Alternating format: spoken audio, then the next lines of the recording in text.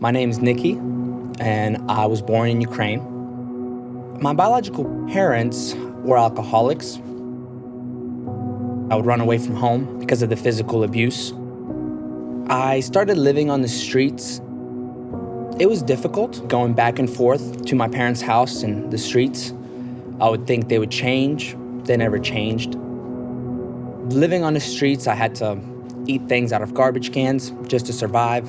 I lived in the sewer. That's where I would sleep. I've had some police officers tell me that if they ever caught me, they would take me to the orphanage.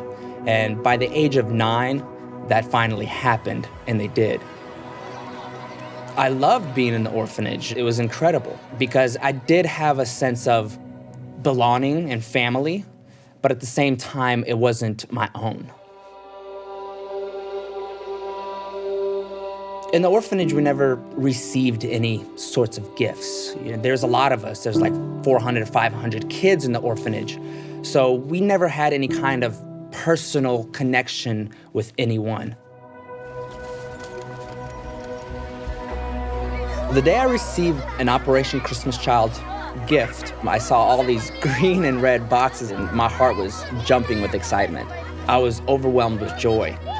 I never felt something like that before because I never got anything in my life that was so personal and dear to my heart. Because there were so many wonderful toys and gifts in that box. My favorite of them all was a yo-yo. And I started to learn what a yo-yo was. I would sometimes even get in trouble for playing with it at night while everyone was trying to sleep.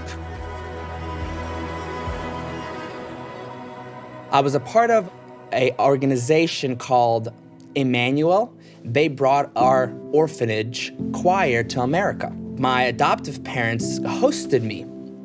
That's how I met them. They decided to give me a letter right before I was leaving and asked me to be their son. I was so